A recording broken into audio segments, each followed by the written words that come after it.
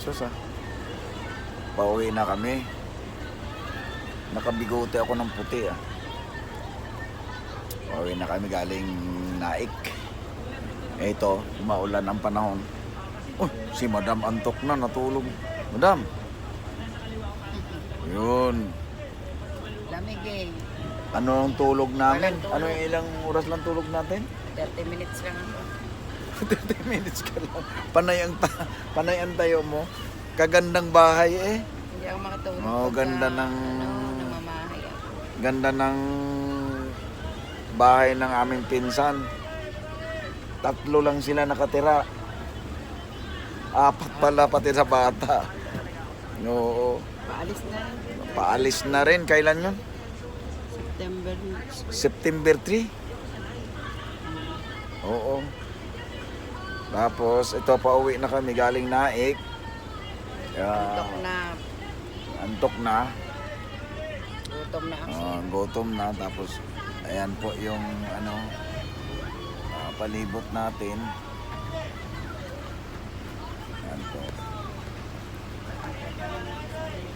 Tapos nagantay pa ng pasirid dito sa kasi konti pa lang doon sa wala pang laman ang likod tawag dito palapala. Dasma na ba to? Pala.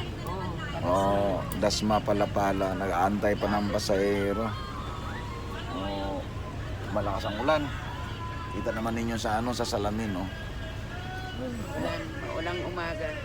Maulang umaga po sa inyo dyan mga lods.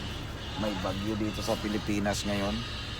Kaya ganito ang panahon. Kahapon pa umuulan. Nagsiselebrate kami.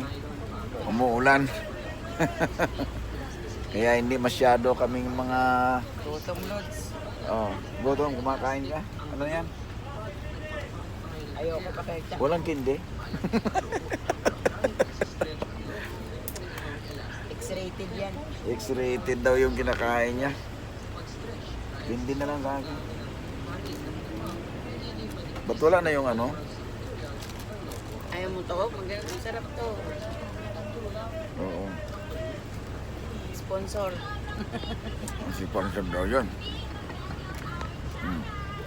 Ayan, kita ninyo mga lods. Yung ulan. Napakalakas. Sige po. Hanggang dito na lang siguro po muna.